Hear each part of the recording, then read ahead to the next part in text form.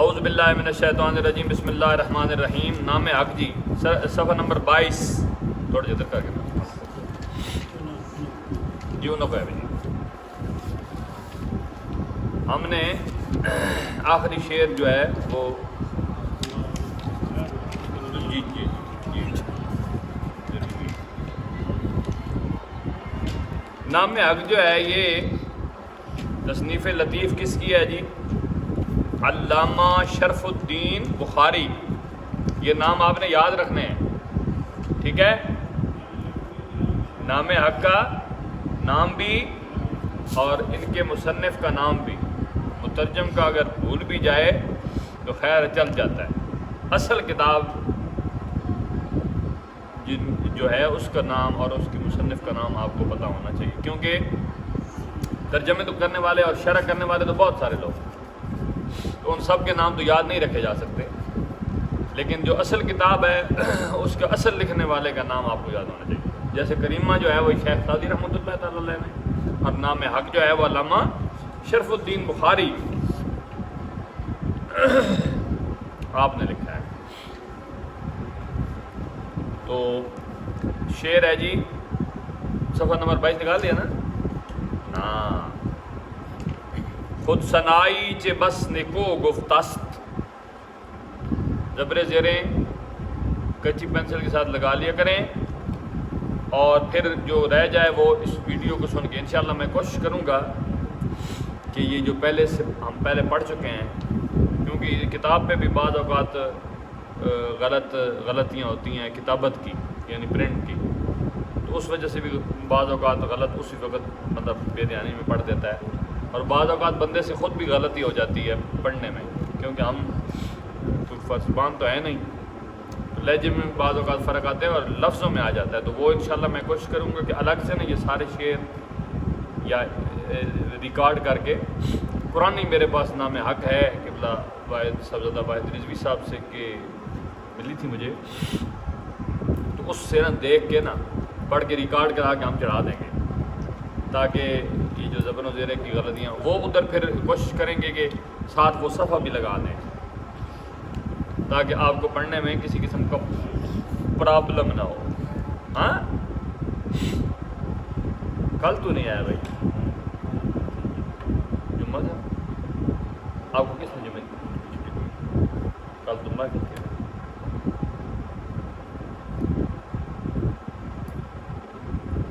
جب محفل والے جو گھر والے ہیں وہی نہیں آئیں گے, کتنی بڑی بات آئندہ ایسی کوتاہی نہیں کرنی. یہ سارے مہمانوں کو لنگر کھلاتے رہیں, خود کھاتے رہیں, سارے کام کرتے رہیں, اور کچھ لوگوں نے پرفارم بھی کیا. تم کتوں پرفارم کر سے گونگا بنا رہے ہیں پھر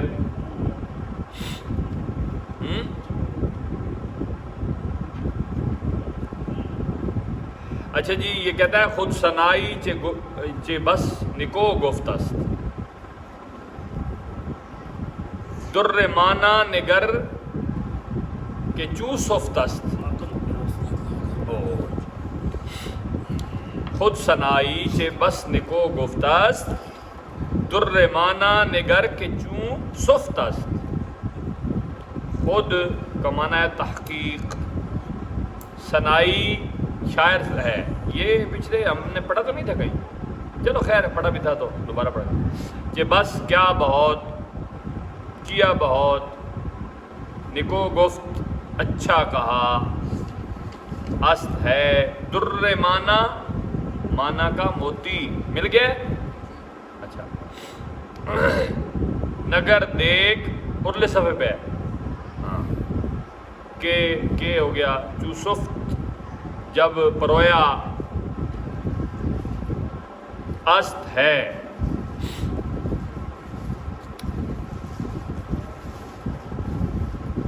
حضرات ایک کتاب ہم پڑھ چکے ہیں,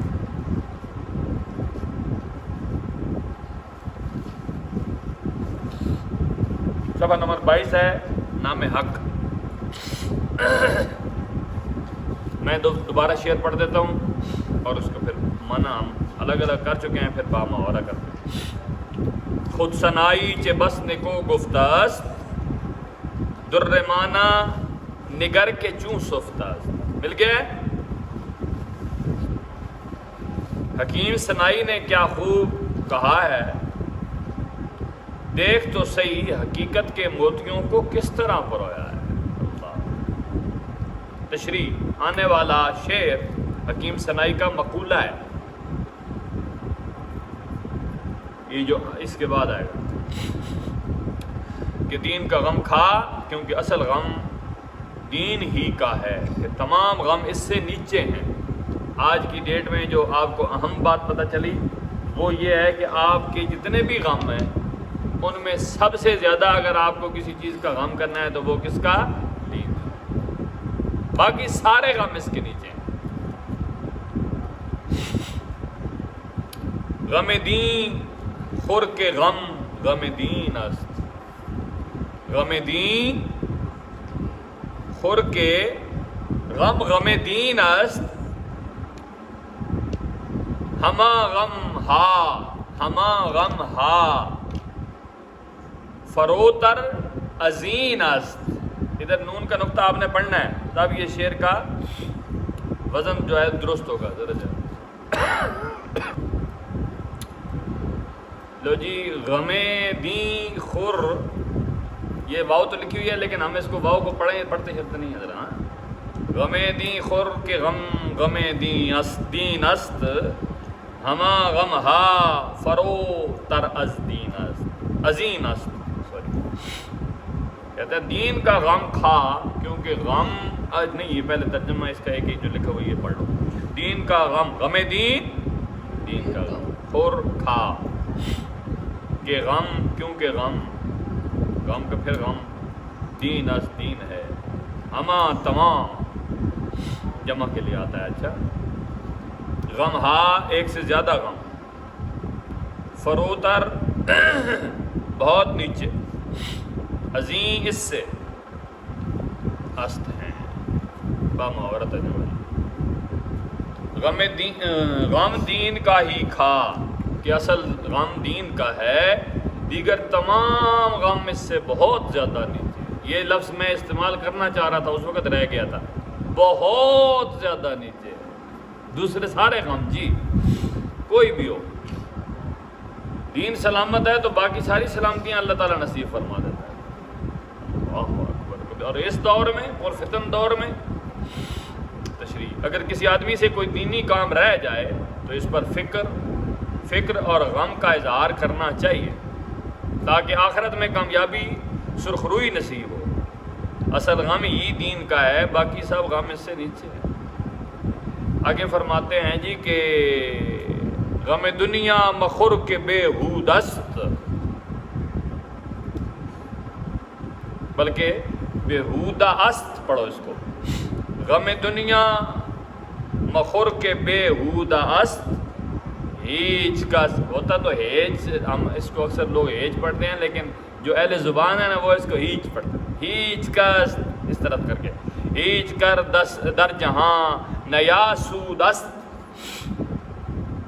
غم دنیا مخور کے بے ہود است. ہیچ کس در جہاں نیا سود است. کہتے ہیں کہ غم دنیا کا غم مخور مت کھا کہ کیونکہ بےہودہ فضول است ہے. ہیچ کس کسی نے در جہاں دنیا میں نیا سود آرام نہیں است ہے. کہتے ہیں دنیا کا غم نہ کھا کیونکہ یہ بے فائدہ ہے. دنیا سے بے غم ہو جا، ان کے غم میں نہ پڑ، نہیں تو یہ تجھے غمگین کرتی ہی چلی جائے گی. دنیا کا غم نہ کھا کیونکہ بے فائدہ ہے، کسی نے بھی اس جہان میں آرام نہیں پایا. اس پہ کبھی انشاءاللہ آپ کو لیکچر دیں گے کہ 3 عالم ہیں، 3. تو ان عالموں میں کیا کیا ہمارا کام ہے یہ انشاءاللہ. پہلا عالم ارواح، ٹھیک ہے نا، اس سے پھر عالم دنیا، پھر عالم آخرت. تو یہ اس پہ کبھی انشاءاللہ تھوڑا سا لیکچر دیں گے، آپ کا ایمان تازہ ہو جائے گا اور آپ کو اندازہ ہو جائے گا کہ ہم نے کیا کرنا. تشریح: دنیا کا غم غم و فکر کرنے سے انسان کو کوئی بھی فائدہ حاصل نہیں ہوتا. غم دنیا سے انسان کو مصائب و تکالیف ہی ملتی ہے. وہ اس لیے کہ جہاں میں کوئی بھی شخص آرام و سکون میں نہیں ہے. اگلا شعر کتنا پیارا ہے جی. ہاں جتنا پیارا ہے اتنا پیارا پڑھنا بھی ہے. من بعجزو قصور معترفم، من بعجزو قصور معترفم، نیچو نادان اس نون کے نیچے زیر پڑھتے ہو تو نون بھی پڑھ جائے گا. نیچو نادان احمقو خرفم، جس طرح معترفم ہے نا اس طرح خرفم. من بعجزو قصور معترفم. جی ٹھیک ہے ہڈی مو کوئی کلاس میں نے ہون جلدی. اچھا جی ٹھیک ہے. من بعجزو قصور معترفم. بس ایک دو شعر اس نے اور پڑھنے کے بعد اگلی کتاب. نیچو نادان احمقو خرفم، من میں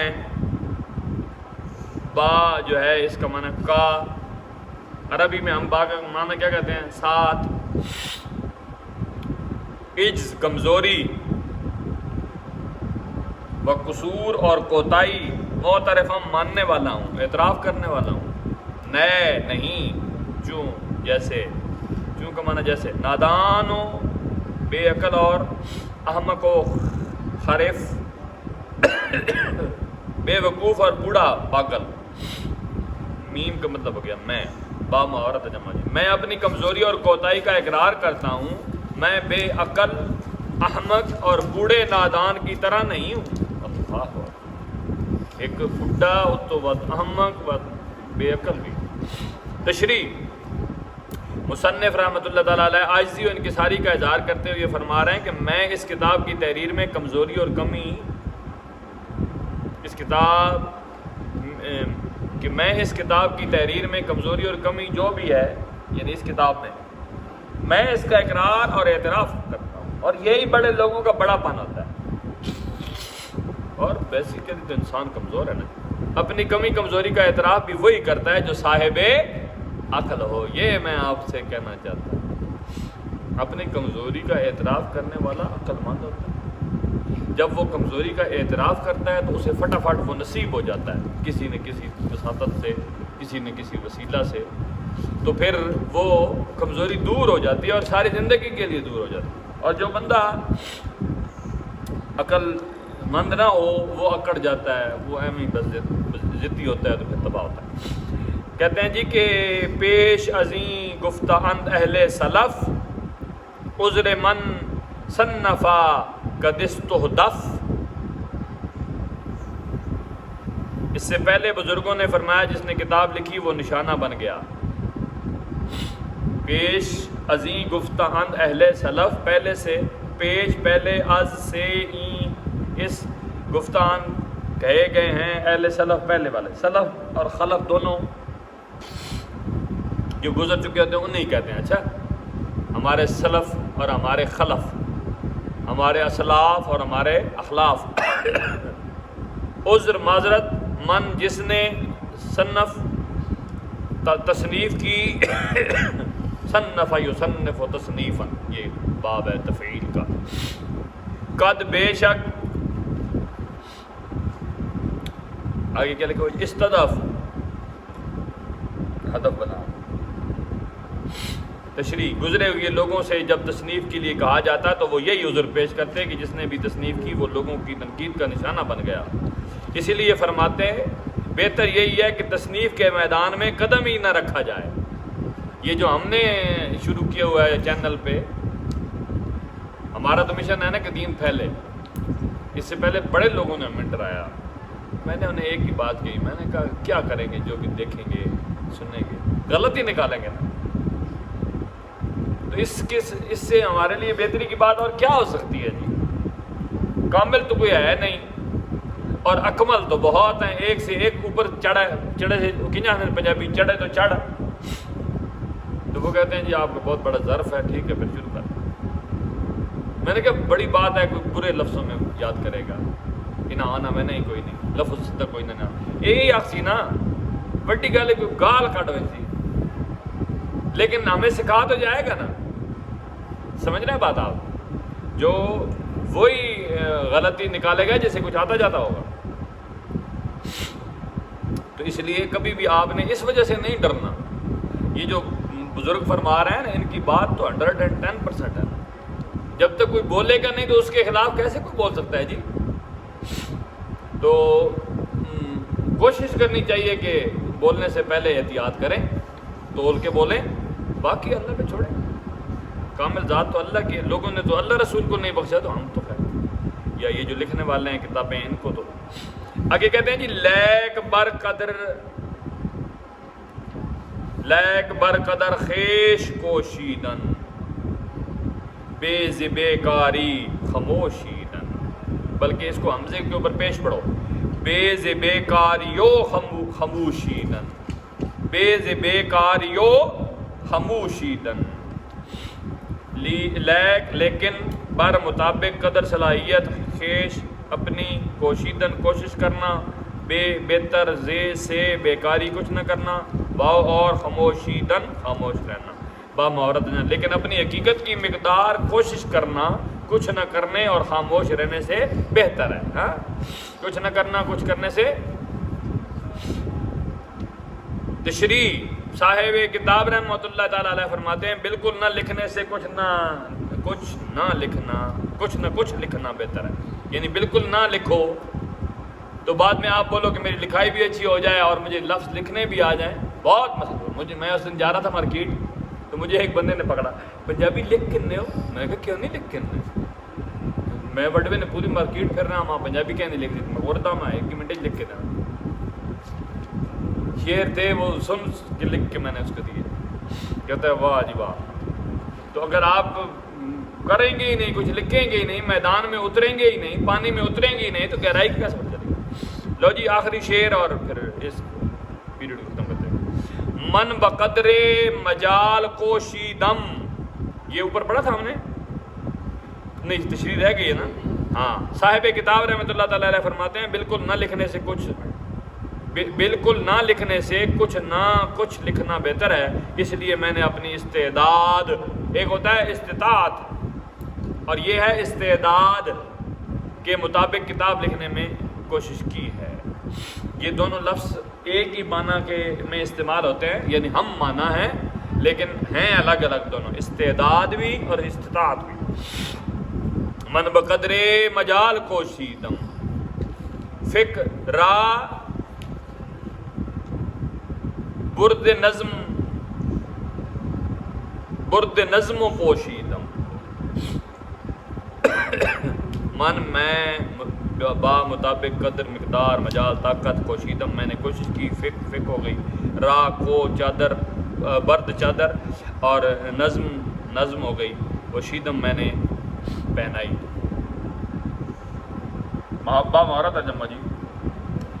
میں نے طاقت اور استعداد کے مطابق کوشش کی، فک کو نظم کی چادر پہنائی. تشریح حضرت مصنف رحمۃ اللہ تعالیٰ اس پہنائی کو صحیح کر لو، اس کے اوپر نقطہ ڈال. تشریح حضرت مصنف رحمۃ اللہ تعالیٰ علیہ عاجزی سے کام لیتے ہوئے فرماتے ہیں میں نے اپنی استعداد و طاقت کے مطابق فقہی اشعار کے انداز میں بیان کیا ہے. وَفَوِّضُ أُمُورَنَا إِلَى اللَّهِ إِنَّ اللَّهَ بَصِيرٌ بِالْعِبَادِ فَاللَّهُ خَيْرٌ حَافِظًا وَهُوَ أَرْحَمُ الرَّاحِمِينَ. شعر تو آج رہ ہی گئے ہیں، پہلے ہی کلاس سے پڑھ چھڑا تھا. کی نہ کیتا یار نے ایک یار واسطے، رب محفلاں سجایاں نے سرکار واسطے. کی نہ کیتا یار نے ایک یار واسطے، دل یاد لئی بنایا اے تعریف لئی زبان، اکھیاں بنایا سون دے دیدار واسطے. کی نہ کیتا یار